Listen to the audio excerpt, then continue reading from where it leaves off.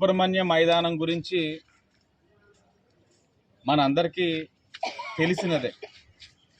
ఆ ప్రాంగణం యొక్క విశిష్టత గురించి వేరేగా చెప్పనవసరం లేదు. ఎన్నో సభలకి, ఎన్నో సమావేశాలకి సుబ్రహ్మణ్యం మైదానం అన్నది ఒక వేదిక. ఆ వేదికను అక్కడ గంజాయి వాళ్ళు ఉన్నారు, బ్లేడ్ బ్యాచ్ వాళ్ళు ఉన్నారు, అల్లరి చిల్లరగా ఉంది కాబట్టి ఆ ప్రాంగణాన్ని నేను అభివృద్ధి చేస్తున్నానని ఎంపీ భరతరాం చెప్పాడు. ఆ అంశం పక్కన పెడితే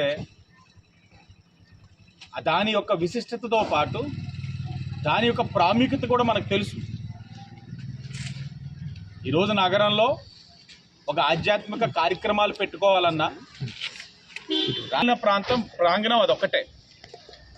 అలాంటి ఒక ప్రాంగణంలో బ్లేడ్ బ్యాచ్ వారు, గంజాయి బ్యాచ్ వారు అల్లరి మొక్కలు ఉంటే అధికారంలో ఉన్నవాడు దాన్ని నియంత్రించాలా లేదా? నియంత్రించి దాన్ని అరికట్టి ప్రశాంతంగా ఉండే విధంగా చేయాల్సిన బాధ్యత అధికార పార్టీ వాళ్ళు. నీ అసమర్థతను నువ్వే ఒప్పుకొని అలా ఉంది కాబట్టి దీన్ని ఓపెన్ ఆడిటోరియం స్క్రీన్ తోటి నేను చేస్తున్నానని చెప్తా ఉన్నాం. నేను రాజమండ్రి ప్రజలను ఒకటే కోరుతా ఉన్నాను, ఎంతమంది మనం థియేటర్లకు వెళ్ళి సినిమాలు చూస్తూ ఉన్నాం? మన చేతిలో ఉన్న స్మార్ట్ ఫోన్లోకి అన్నీ కూడా సినిమాలు వచ్చేస్తూ ఉన్నాయి, దాన్నే చూస్తూ ఉన్నాం. అవకాశం వస్తే సమయాన్ని కుటుంబ సభ్యుల మధ్యన గడుపుతూ ఉన్నాం. ఇలాంటి పరిస్థితుల్లో 5 కోట్లతోటి అక్కడ కార్యక్రమం చేసి అక్కడ స్క్రీన్ పెడితే చూసే వాళ్ళ సంఖ్య ఎంత ఉంది?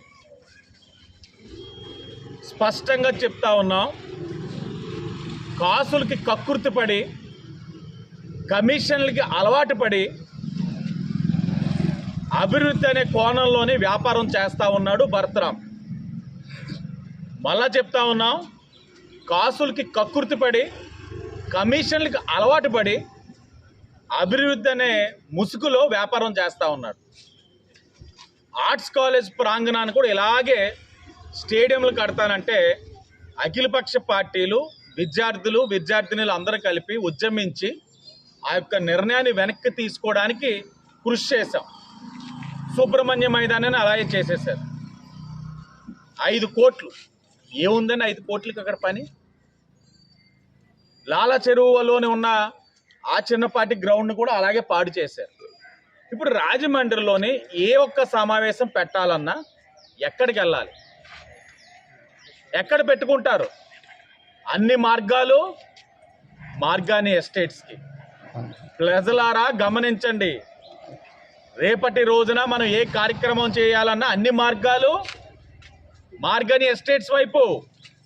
అభివృద్ధి కాదు, తెలివైన వ్యాపారస్తుడి ఆలోచన అది. చాలా తెలివిగా వ్యాపారం చేశాడు. అక్కడ ఏ విధంగా కూడా ఎవరికి ఒక అపనమ్మకం రాకూడదని, నచ్చకపోతే చెప్పండి, నా సొంత డబ్బులతో తీసేస్తా. ఎవడు అడిగాడు ఇతనితో సొంత డబ్బులు? అసలు ప్రజలకు నచ్చిందా లేదా అడిగాడా? ఉండవల్లి అరుణ్ కుమార్ గారు అడిగితే మిమ్మల్ని తీసుకెళ్తానని చెప్పాడట. ఇప్పుడు దాకా ఉండవల్లి అరుణ్ కుమార్ గారిని అక్కడ తీసుకెళ్ళిన దాఖలాలు కూడా లేవు. చెప్తా ఉన్నాం, మీరు మొత్తం అంతా కూడా వ్యాపారం చేసుకుంటా ఉన్నారు. రాజమండ్రిలో రేపటి రోజున ఎవరే సమావేశం పెట్టాలన్నా అందరూ మార్గాన్ ఎస్టేట్స్ దగ్గరికి రావాలి, అందరూ అక్కడికే రావాలన్నది నీ ఆలోచన. ప్రజలు గమనిస్తూ ఉన్నారు, వాపోతా ఉన్నారు. ఇంత హుటాహుటిన ఈ సమావేశం ఎందుకు పెట్టామనంటే అక్కడి నుంచి వస్తున్న స్పందనతోటే మేము మాట్లాడాల్సి వచ్చింది. వాళ్ళు చెప్పిన